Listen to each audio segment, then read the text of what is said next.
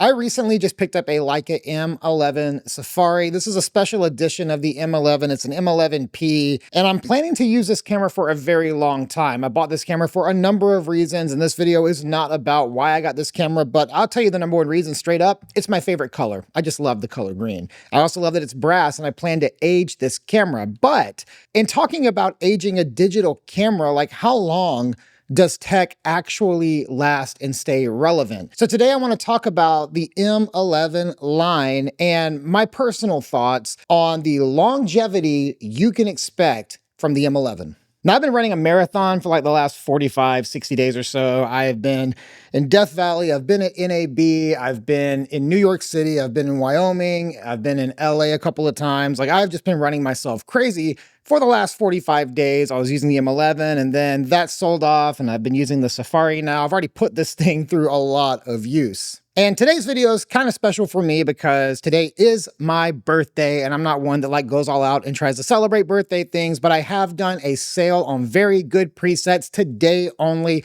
If you are on our mailing list, you already know about this, but if you're not on the mailing list and you're watching it on Thursday, June 12th, 2025, there's a code right below. It's only gonna work today though, so if you're watching this video at any other time, that code is not gonna work, so go check it out. 42% off, because that is how old I am today, 42. And turning 42 is not that big of a deal, right? 40 was kind of a big deal. Maybe 50 will be a big deal.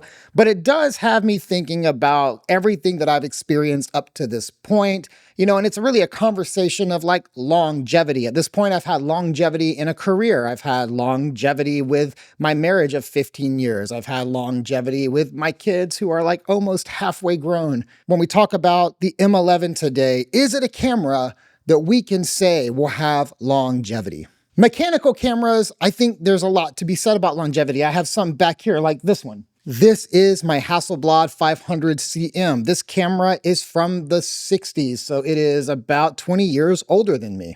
This Rolleiflex is, I believe, also from the 60s, but I think it's a little older than the Hasselblad. So again, like 20 years older than me. This camera is from the 70s. It belonged to my uncle. This is like 10 years older than me. My M6 is actually from 1987, so I am 4 years older than this camera, and that kind of makes me depressed. And then I've got my newborn, my M11 Safari, and I am, 41 years older than this camera, basically 42 years. But yeah, I'm a lot older than this camera. The big question we want to answer today is the M11 a safe buy in 2025? Because we're probably closer to the launch of the M12 than we are to the release of the M11. And we have no clue what the M12 is going to be, and honestly, it's irrelevant to this video. Now I'm going to break down 3 things that I feel about the M11 line that make it a safe buy in 2025. In fact, I would go as far as to say that of all the digital M's they have made,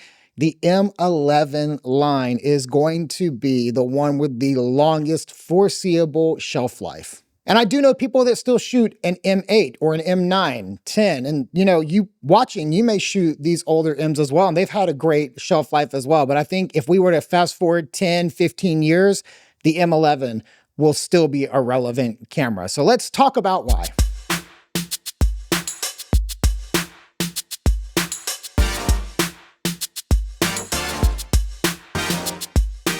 Reason number 1 is going to be the sensor that is in the M11 line. Now, without getting into all of the tech specs of the sensor, I just want to talk about practical application. This sensor has more than enough dynamic range to underexpose and save, or overexpose and save. I mean, it really has like everything you would need in terms of dynamic range to make mistakes or shoot high contrast scenes. You're not going to be limited like you were in other M cameras before. This sensor can really do anything you need it to do if you can expose somewhat properly. And even more than that, being that it has 60 megapixels, you have really hit the max you will ever need in a 35mm format camera. I can't ever imagine needing more than 60. And I'm sure there was a time where people said, well, I can't even imagine needing more than 30. or 24 or whatever was the most groundbreaking innovation years ago. But 60 is honestly pretty ridiculous. I shoot with a 28 and 35 most of the time, and I can crop in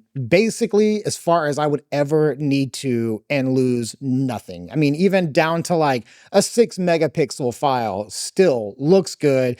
Definitely good enough for digital usage and good enough for printing as well. I'm not one to obsess over megapixels. I care about the image at the end of the day, like what it looks like, whether it's shot on an M11 or an iPhone. It doesn't matter. At the end of the day, it's how the photo looks and makes you feel. But at 60 megapixels, you have everything you need regarding space to shoot whatever you want. Sure, future sensors may improve, low light, may get more megapixels, they may, I mean, who knows, honestly, like where it's gonna go. But this sensor that is in this camera, it'll be just as relevant in a decade as it is today. So time check me on that in 2035.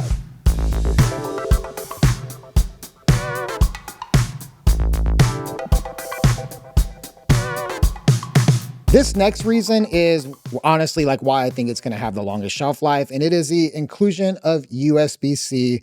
This has been on every M11 camera they've made. They've put USB-C on it. Now, they put it on the bottom. You can feel however you want about that, but the fact that it has USB-C has drastically changed what it takes for me to charge this camera when I'm on the go. With my prior digital M's, whether it was the M10R or the M10 before that, I always had to bring the power block and the cable and then make sure I had a dedicated outlet to charge the camera. And today, I just bring a multi-USB-C block, and on that block, I charge the camera, I charge my phone, I charge my iPad, my Pocket 3, like whatever else I need to charge. It's so easy to charge this thing to the point where they no longer even include the battery charger. I wish they did, but they don't include the battery charger anymore in the box. And when you combine the simplicity of being able to power this thing and charge it with the fact that the battery life is honestly just incredible, like I never have had this battery get to a point where I couldn't recover it. In fact, when I was in Death Valley, I was shooting in a town called Rhyolite, which is outside of Death Valley, but not far. And after shooting that entire day in many locations, my battery had depleted, and I just stuck an Anchor power brick in my pocket and plugged a USB-C cable into the camera and powered it while I walked around and took photos. I mean, the ability to do that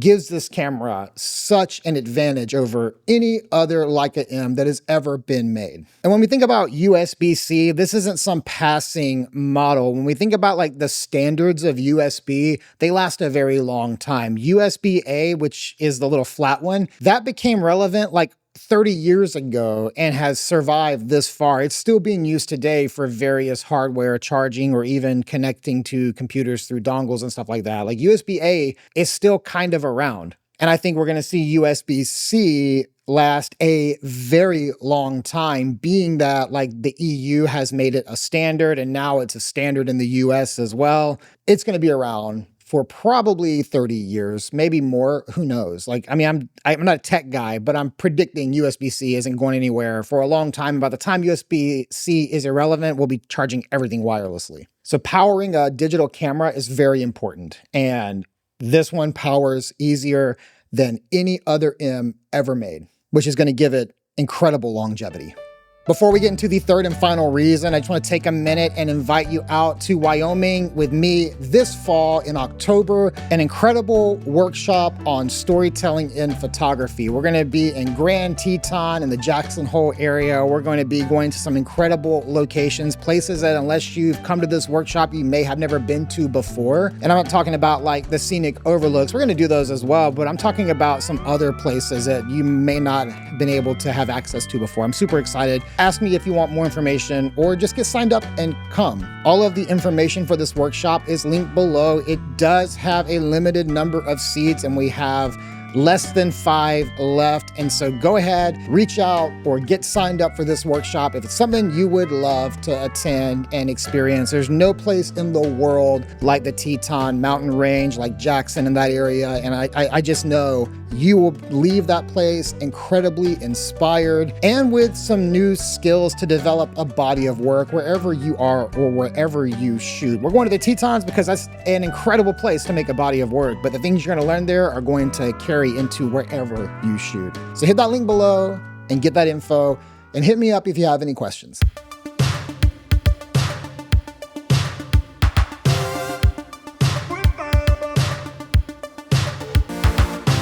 So this third and final reason is rooted in longevity, but also anecdotal, and I'll acknowledge that, but here we go. The Leica brand is a trustworthy brand for the long haul. This year, they've celebrated their 100-year anniversary. They've been making cameras and optics for 100 years. I got to go to New York and be part of their 100-year celebration here in the US. It was incredible, and honestly, just seeing the history and the heritage around the brand was very special, as well as the community around it. But more than that, Leica is an approachable brand when it comes to taking care and standing by their hardware. So here's the anecdotal part. I bought a used M10R from a local guy here a few years ago. I used that camera, and then the Wi-Fi chip that connects to the Leica Photos app burned out. It quit working. And that's how I ended up with an M11, is that I contacted Leica to send this camera to get repaired, and it was going to take a little while because that's just part of it. But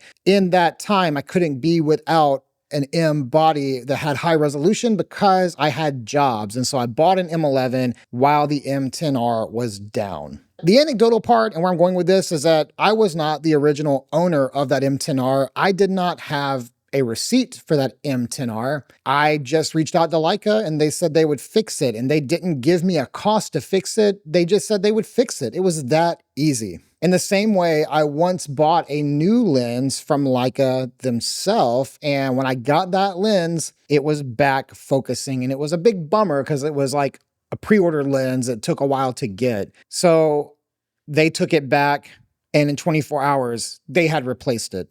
No questions asked, just replaced it. Now, these two examples, they're good business, they're good customer service, but at the end of the day, it's trustworthy. They stand by their cameras, they stand by their lenses, they stand by their community. So if something does go wrong with this Safari in the next decade, I have no doubt that they're going to stand by it and take care of it and repair it. Now, yeah, it might take a little while. I know they have a reputation of taking some time to do repairs. But besides that, like, ultimately, they are going to stand by their gear. They have for 100 years. Not many companies last 100 years, but the fact that Leica has is a testimony that you can buy a Leica camera or a Leica lens, and it's going to have a long shelf life, and the brand is going to support that for a long time. Now, I have every intent of getting this camera nice and brassed over the next decade. What that means, if you don't know, is that this paint's going to rub off because this is a brass body, and you're going to see the brass underneath of it as the paint rubs off. I'm not going to intentionally rub it off. It's just going to happen because I use this camera every day. And as that happens, how I hold the camera, how I use it, it's going to brass in that way, and it'll become unique to my usage. And that's a special thing whenever you shoot Leica M cameras that are black paint or made of brass. And I can confidently say that unless something goes horribly wrong, I will be using this camera for a very long time, because I don't see a scenario where it will not do the jobs that I needed to do, whether paid or for fun. And I think if you have an M11 or anything in the M11 family, you too are going to find that it's safe for the long haul. You don't have to worry about upgrading to the next latest and greatest, unless you're into that. And who knows, maybe when the M12 comes out, I'll be like, I sold my Safari for an M12. Probably not. Can't see a scenario where that's going to happen. I know a lot of people get hung up looking for features that the M doesn't have, like an EVF. I don't want it. IBIS, don't need it. Weather sealing, don't care. Like, that's me, that's my usage. Your mileage may different, and you may have different thoughts or opinions about this longevity conversation, but I do stand by what I've said. I do think it's a safe purchase for the long haul. But I would love to hear what you think as well. So if you have any thoughts about the M11 line and its longevity, or honestly, the other cameras too, like the M10, M10R, these are also cameras that have proven longevity. Like I said, I know people that still shoot an M9. So whatever your thoughts are, be sure to share them below in the comments. If you found this video helpful or interesting, be sure to like it. And if you're not subscribed, please subscribe to the channel and join our growing community. There's a lot of relevant links below. You can check me out, join our Discord, check out Very Good Presets, which is the shop that basically funds this channel. As always, thank you so much for watching, and I will see you next time.